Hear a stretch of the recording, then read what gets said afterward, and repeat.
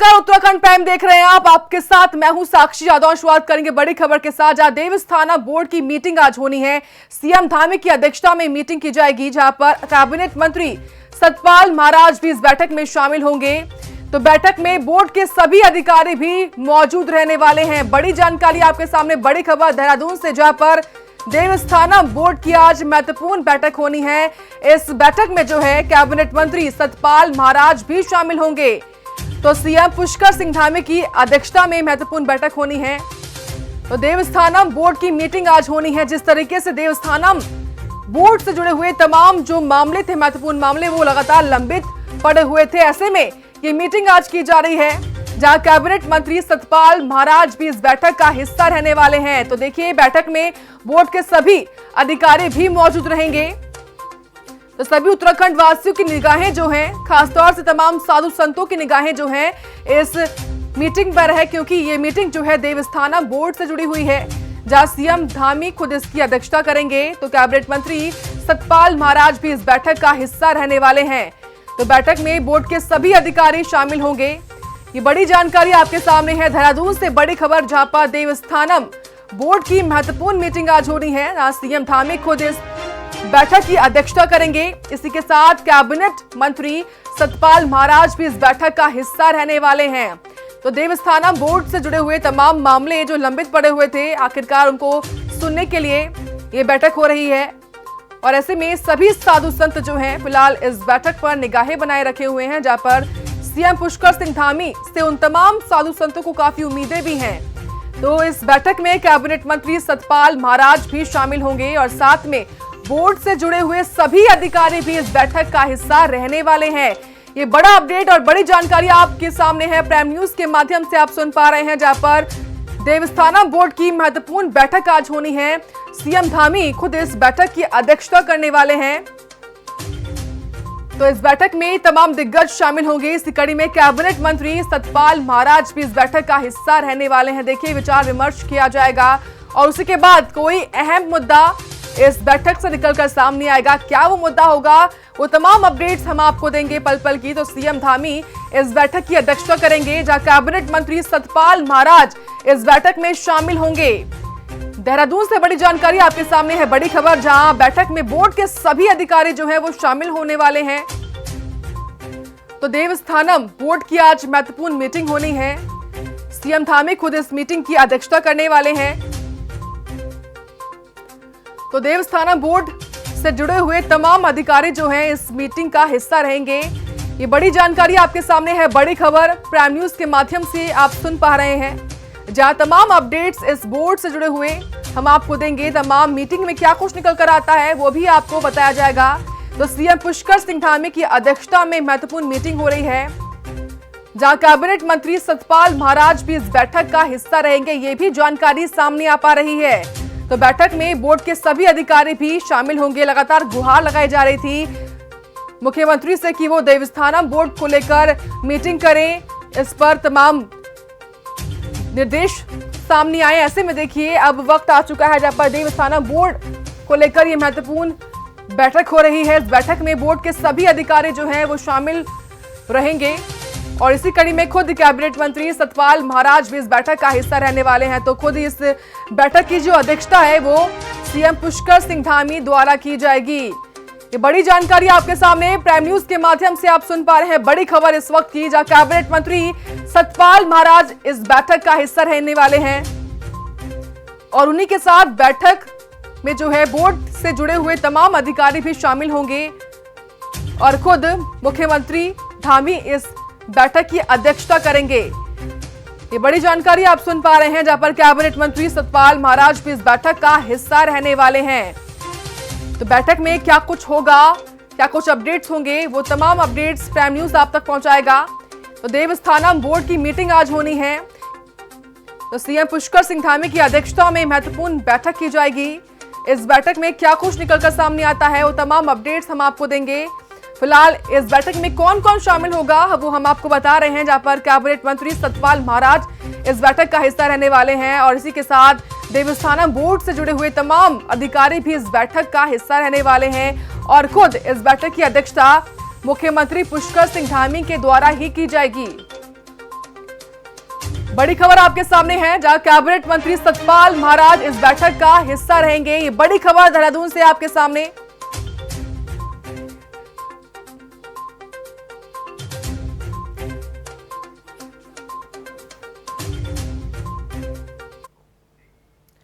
खबरों में आगे बढ़ेंगे, रुक करेंगे बड़ी खबर का, जहां पर सीएम पुष्कर सिंह धामी एसडीआरएफ मुख्यालय पहुंचे हैं।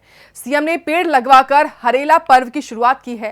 एसडीआरएफ मुख्यालय जॉली ग्रांट में ये पौधारोपण किया गया है, जहां सीएम ने हरेला त्योहार को बताया है कि सांस्कृतिक और धार्मिक। तो आज हरेला पर्व है और हरेला पर्व जो है उत्तराखंड वासियों के लिए काफी महत्वपूर्ण होता है। और ऐसे में देखिए, जहां सीएम ने हरेला पर्व के मद्देनजर पौधारोपण किया है, तो सीएम पुष्कर सिंह धामी ने एसडीआरएफ मुख्यालय पहुंचकर पौधारोपण किया है। सीएम ने पेड़ लगाकर प्रदेशवासियों को हरेला पर्व की बधाइयां दी हैं, शुभकामनाएं दी हैं और इस त्योहार को जो है सांस्कृतिक और धार्मिक भी बताया है। तस्वीरें हम आपको दिखा रहे हैं, जहां पर एसडीआरएफ मुख्यालय पहुंचकर सीएम पुष्कर सिंह धामी ने पौधारोपण किया है। चूंकि आज हरेला पर्व है और ऐसे में हरेला त्योहार जो है प्रदेशवासियों के लिए उत्तराखंड के काफ़ी महत्वपूर्ण होता है। और ऐसे में इसी पर्व के उपलक्ष्य में सीएम ने जो है पौधारोपण किया है। और देखिए तस्वीरें, बेहद ही खूबसूरत तस्वीरें आपके सामने हैं, जहाँ पर सीएम पुष्कर सिंह धामी ने एसडीआरएफ मुख्यालय पहुंचते हैं और तमाम कार्यक्रम हरेला पर्व के मौके पर होता है।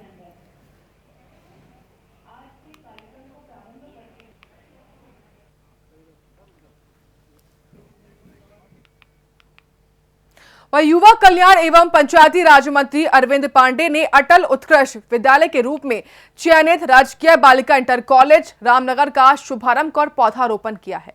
और ऐसे में उन्होंने कहा कि अटल उत्कृष्ट विद्यालयों में केंद्रीय माध्यमिक शिक्षा बोर्ड से मान्यता प्राप्त कर अंग्रेजी शिक्षा मिलने से अनाथ परिवार के बच्चे भी अंग्रेजी भाषा में गुणवत्तापूर्ण शिक्षा ले पाएंगे।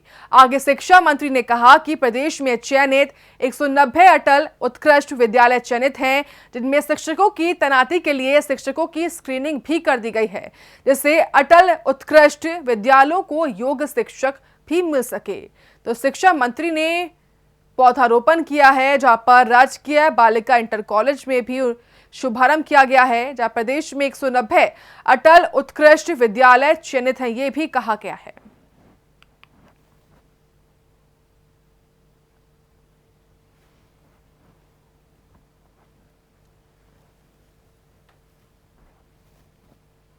सब बच्चों को, हाई स्कूल और इंटर दोनों बच्चों को जो बोर्ड के एग्जाम देने वाले हैं, सबको प्रमोट किया गया है। और उनकी जो परफॉर्मेंस है कक्षा 9 से लेके कक्षा 10 और 11 और वर्तमान असेसमेंट, इन सब को एक पॉलिसी बना के बच्चों को प्रमोट करने का निर्णय लिया गया है। बावजूद अगर जो किसी बच्चे को लगता है कि मैं मेरिट में आना चाहता हूँ, मुझे ज़्यादा अंकों की आवश्यकता है, वह दोबारा अपना एग्जाम देना चाहता है, तो उसके लिए हमने व्यवस्था की है और उनके कार्यक्रम बहुत जल्दी बोर्ड के माध्यम से घोषित कर दिए जाएंगे। भाई, मैं आपके माध्यम से आज अटल उत्कृष्ट विद्यालय की आज यहाँ रामनगर में उद्घाटन। बात अब मसूरी की, जहां पर हरेला का त्योहार धूमधाम के साथ मनाया गया, जिसमें नगरपालिका ने एमपीजी कॉलेज के परिसर और शहर के अलग अलग क्षेत्रों में करीब 1000 से ज्यादा पेड़ लगाए। इस मौके पर यहां के सभासद ने कहा कि हरेला का त्योहार धूमधाम के साथ पूरे प्रदेश में मनाया जा रहा है। हरेला पर्व उत्तराखंड का लोकप्रिय और पारंपरिक त्योहार है। इसे श्रावण मास की संस्कृति को भी मनाया जाता है। तो देखिए, हरेला पर्व के उपलक्ष्य में पेड़ पौधे लगाए जा रहे हैं।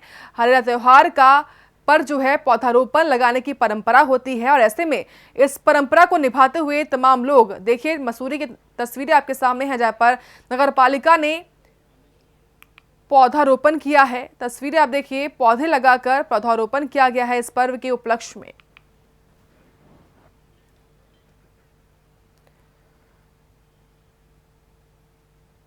तो उत्तराखंड का लोकप्रिय और पारंपरिक त्योहार हरेला आज है और हरेला पर्व के उपलक्ष्य में तमाम नगरपालिका के कर्मचारी देखिए हाथों में पौधा लगाए हुए खड़े हुए हैं और पौधारोपण कर रहे हैं, क्योंकि हरेला पर्व पर पौधा लगाने की पारंपरिक प्रथा होती है और ऐसे में उसी प्रथा को निभाते हुए तस्वीरें मसूरी के से आपके सामने हैं, जहां पर नगर पालिका के तमाम कर्मचारियों ने, सफाई कर्मियों ने पौधारोपण किया है।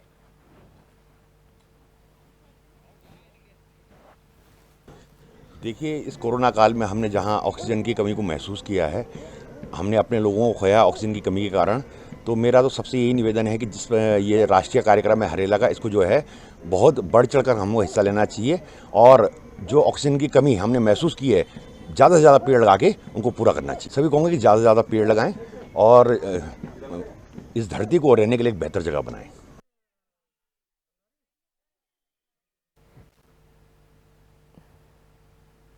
तो जिस तरीके से आप सुन रहे थे कि कोविड काल में ऑक्सीजन की कमी हुई थी, ऐसे में ये कमी वापस ना हो इसी को लेकर भी एक तरीके से शुरुआत हो रही है पौधे लगाने की, और खासतौर से हरेला पर्व भी है तो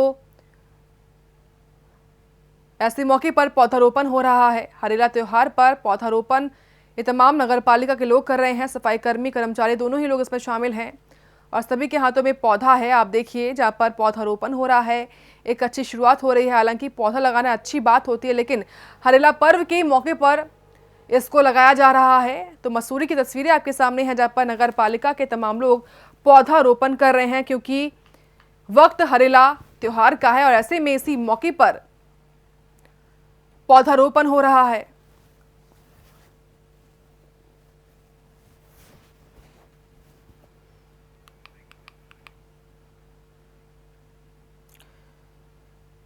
इसी बीच एक बड़ी खबर सामने आ रही है जहां पर सचिन पायलट ने बीजेपी सरकार पर हमला बोला है।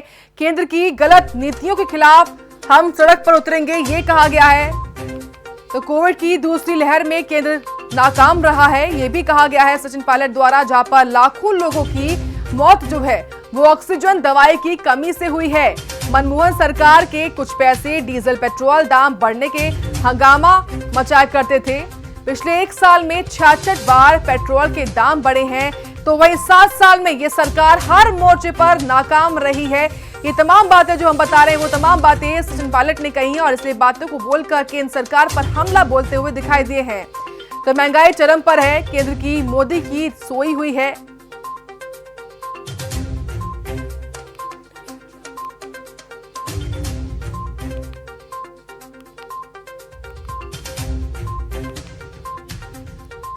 ये बड़ी खबर आपके सामने है जहां पर केंद्र सरकार पर हमलावर होते हुए सचिन पायलट दिखाई दिए हैं। ओएनजीसी को कमजोर करने का काम जो है हो रहा है, ये भी कहा गया है। ये बड़ी जानकारी आपके सामने जहां पर प्रेस कॉन्फ्रेंस के माध्यम से पायलट ने ये तमाम बड़ी बातें कही हैं। केंद्र सरकार पर हमला बोला है, कहा है कि 7 साल में ये सरकार जो है हर मोर्चे पर विफल रही है। प्रवीण जुड़ गए हैं तमाम जानकारी के साथ। प्रवीण, पायलट ने केंद्र सरकार पर जमकर हमला बोला है, क्या कुछ महत्वपूर्ण बातें उनके द्वारा हमले के तौर पर कही गई हैं? देखिए, पूरे देश में कांग्रेस की तरफ से महंगाई और तमाम जो मुद्दे हैं, केंद्र सरकार के मुद्दे हैं, उनको लेकर प्रेस कॉन्फ्रेंस हो रहा है। इसी कड़ी में आज सचिन पायलट यहाँ पर थोड़ी देर पहले ही प्रेस कॉन्फ्रेंस किया और उन्होंने कहा है कि महंगाई कमर तोड़ रही है और 100 के पार पूरे देश में डीजल पेट्रोल की कीमत हो गई है। डीजल पेट्रोल की कीमत बढ़ने से तमाम चीजों की कीमत बढ़ती है और पूरी केंद्र सरकार जो वो सोई है, उनको आम जनता से कुछ नहीं लेना देना है। उनका ये भी कहना था कि पहले जब 25 पैसे 30 पैसे पेट्रोल डीजल की कीमत बढ़ती थी तो बीजेपी के जो तमाम नेता थे वो बाहर निकलते थे और सड़क पे नारे लगाते थे, केंद्र सरकार के खिलाफ नारे लगाते थे, लेकिन वही लोग आज घर में बैठे हुए हैं। उनका ये कहना था कि कांग्रेस क्योंकि आम जनता के सरोकार की लड़ाई लड़ती है, इसीलिए आम जनता के लिए खड़ी है और पूरे देश में लड़ाई लड़ेगी। और जो तमाम मुद्दे हैं, 7 साल के जो तमाम नाकामियां हैं, चाहे कोरोना के काल में हो, कोरोना से लोगों की मौत कम हुई है, जो नाकामियों से ज्यादा हुई है, दवाइयों की कमी से, ऑक्सीजन की कमी से, बेडों की कमी से लोगों की मौत हुई है और इसकी जिम्मेदारी केंद्र सरकार लेने की बजाय दूसरी बातें कर रही है। तो तमाम जो आरोप यहाँ पे लगाए हैं और उनका कहना है कि आने वाले दिनों में कांग्रेस सड़क पे उतरेगी और जब सरोकार के लिए लड़ाई लड़ेगी। बिल्कुल, और मौका भी प्रवीण कुमार जो है उत्तराखंड में होने वाले विधानसभा चुनाव को लेकर, ऐसे में एक भी मौका जो है कांग्रेस खोना नहीं चाहती है।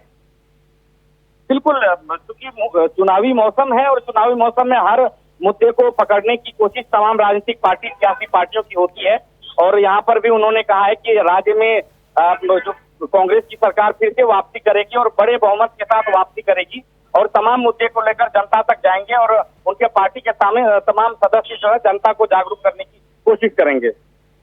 बहुत बहुत शुक्रिया आपका प्रवीण, तमाम जानकारी हमको देने के लिए। फिलहाल कोविड की दूसरी लहर में केंद्र सरकार जो है वो नाकाम रही है, तमाम बातें पायलट ने प्रेस कॉन्फ्रेंस के माध्यम से कही हैं।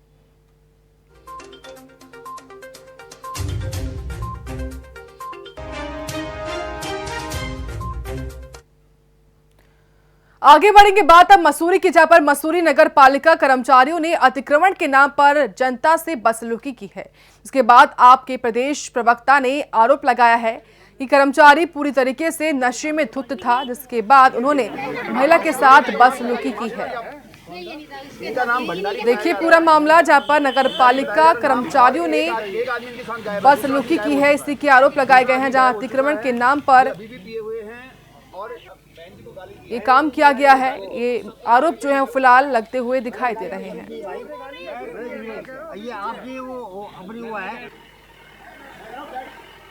तो देखिए आपस में नोकझोंक करते हुए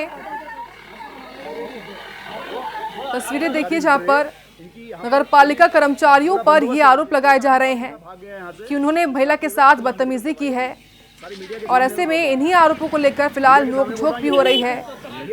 आरोप प्रत्यारोप का दौर भी शुरू हो चुका है दोनों ही तरफ से। तो अतिक्रमण के नाम पर महिला के साथ बदतमीजी की गई है, ये आरोप लगाए जा रहे हैं नगर पालिका कर्मचारियों पर।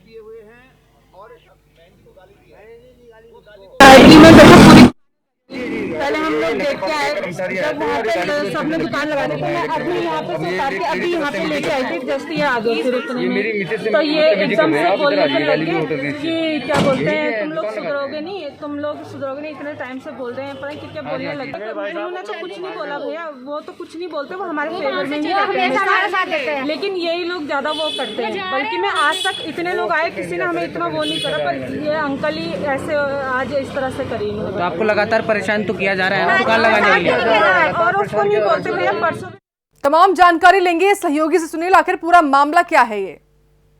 साक्षी देखिए, ये पूरा मामला मसूरी के माल रोड का है। जब मसूरी नगर पालिका के 2 कर्मचारी जो शराब के नशे में थे, वो देर शाम को यहाँ पर अतिक्रमण ड्राइव के नाम पर पहुंचे और यहाँ पर जो पटरी व्यापारी महिला है उसके साथ अभद्रता की, उसके साथ गाली गलौज करी और उसको लेकर एकाएक हंगामा यहाँ पर हो गया। और वहीं पर आम आदमी पार्टी के प्रदेश प्रवक्ता भी मौजूद थे, जिन्होंने आरोप लगाया कि किस तरीके की अभद्रता यहाँ पर नगर पालिका के कर्मचारी द्वारा पटरी व्यापारियों का कर रहे हैं, और इसको बिल्कुल भी बर्दाश्त नहीं किया जाएगा। उन्होंने तत्काल मसूरी पुलिस को इस पूरे मामले का संज्ञान लेने के लिए कहा। उन्होंने कहा कि अगर कोई भी संबंधित अधिकारी यहाँ पर नगर पालिका का नहीं था, ऐसे में 2 कर्मचारी जो शराब के नशे में थे उनको भेजकर अगर अतिक्रमण को हटाने की बात यहाँ पर नगर पालिका कर रही है, तो उसकी कार्य प्रणाली पर अपने आप सवाल खड़ा होता है। उन्होंने नगर पालिका अध्यक्ष और अधिशासी अधिकारी से भी मांग करी है कि ऐसे कर्मचारियों के खिलाफ तत्काल कार्रवाई की जाए, और अगर नशे की हालत में ये कर्मचारी काम कर रहे हैं तो ये अपने आप में दुर्भाग्यपूर्ण है। ऐसे कर्मचारियों को तुरंत निलंबित किया जाना चाहिए। जी तो क्या अभी तक कोई कार्रवाई हो पाई है या नहीं? देखिए, अभी तक कोई कार्रवाई यहाँ पर नहीं हुई है। देर शाम को यहाँ पर पुलिस के द्वारा सरकारी जो गाड़ी थी उसको यहाँ पर जब्त किया गया, और किस तरीके की कार्रवाई अभी तक हुई है ये अभी तक पुलिस ने किसी प्रकार का खुलासा नहीं किया गया। उनका कई कहना है कि अभी किसी पक्ष की तरफ से तहरीर नहीं मिली है, और जैसे ही तहरीर मिलेगी उसके अनुसार कार्रवाई की जाएगी। बहुत बहुत शुक्रिया आपका तमाम जानकारी हमको देने के लिए। फिलहाल अभी तक कोई तहरीर नहीं दी गई है, और तहरीर मिलने के बाद ही कोई कार्रवाई हो पाएगी। वहीं प्रदेश के अलग अलग हिस्सों में धीरे धीरे हो रही बारिश से सड़कों की हालत खस्ता हो गई है, जिसके बाद मंत्री सतपाल महाराज ने सड़कों का निरीक्षण किया है। जिसके बाद सतपाल महाराज ने नाराजगी जताते हुए अधिकारियों को फटकार भी लगाई और कहा कि ऐसी लापरवाही दोबारा नहीं बर्दाश्त की जाएगी। तो सतपाल महाराज निरीक्षण करने पहुंचते हैं और वहां पर हालात खराब देखते हुए उन्होंने फटकार लगाई है और कहा है कि ऐसी लापरवाही जो है आगे बर्दाश्त नहीं की जाएगी। तो अधिकारियों को जमकर फटकार लगाते हुए कैबिनेट मंत्री सतपाल महाराज आप देख पा रहे हैं, जहां पर तमाम अधिकारियों को उनके द्वारा फटकार लगाई गई है और कहा गया है साफ की आगे जो है ऐसी लापरवाही कतई भी बर्दाश्त नहीं की जाएगी।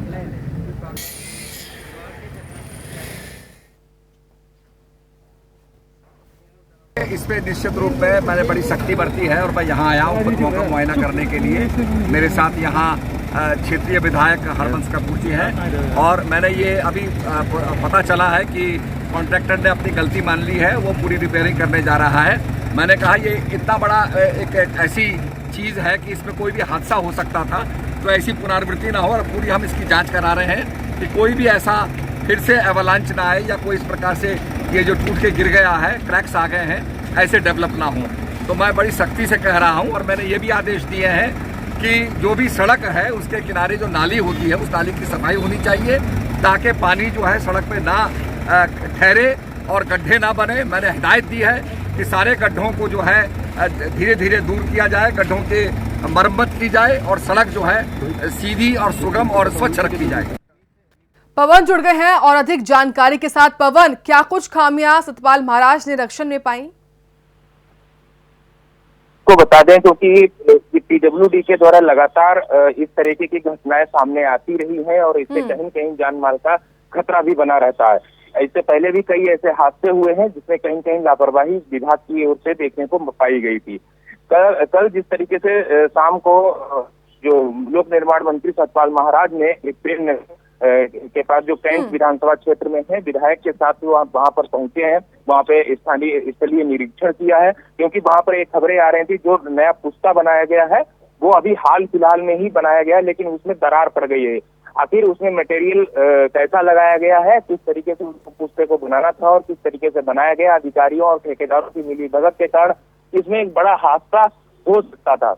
इसको देख करके लोक निर्माण मंत्री आग बबूला हो गए, वहां पर अधिकारियों की जमकर फटकार लगाई और उसके बाद में उनको हिदायत भी दी और जो मटेरियल उसमें लगा है उसकी गुणवत्ता को लेकर के उन्होंने जांच के आदेश भी दिए हैं। हालांकि यदि जांच रिपोर्ट आने में वक्त लगेगा, लेकिन आगे से इस तरीके के काम ना हो, इसको लेकर के सतपाल महाराज ने अधिकारियों को साफ निर्देश दिए हैं कि किसी को भी बख्शा नहीं जाएगा अगर किसी भी प्रकार की काम में कोई कोताही नजर आती है तो।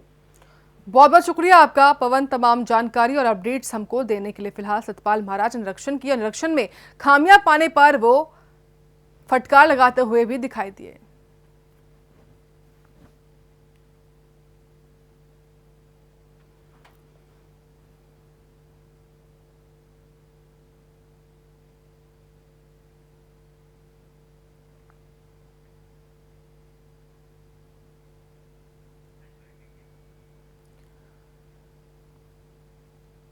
वहीं कोटाबाग ब्लॉक में कांग्रेस एससी विभाग की बैठक हुई है, जिसमें विभाग के जिला अध्यक्ष ने संगठन का विस्तार करते हुए युवा नेता तरुण कुमार को कोटाबाग ब्लॉक अध्यक्ष की जिम्मेदारी सौंपी है।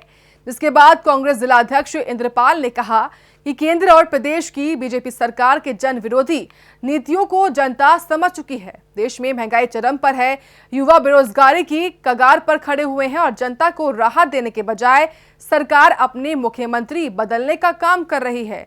तो कोटाबाग ब्लॉक में कांग्रेस की बैठक होती है, जहां पर कोटाबाग ब्लॉक अध्यक्ष का भी चयन इस बैठक में किया गया है।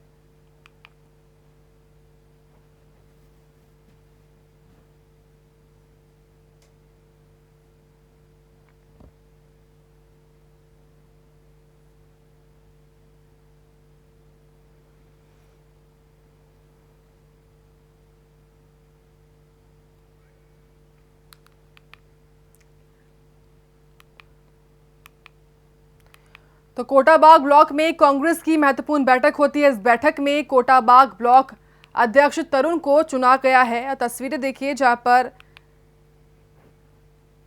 इनका चुनाव हुआ है।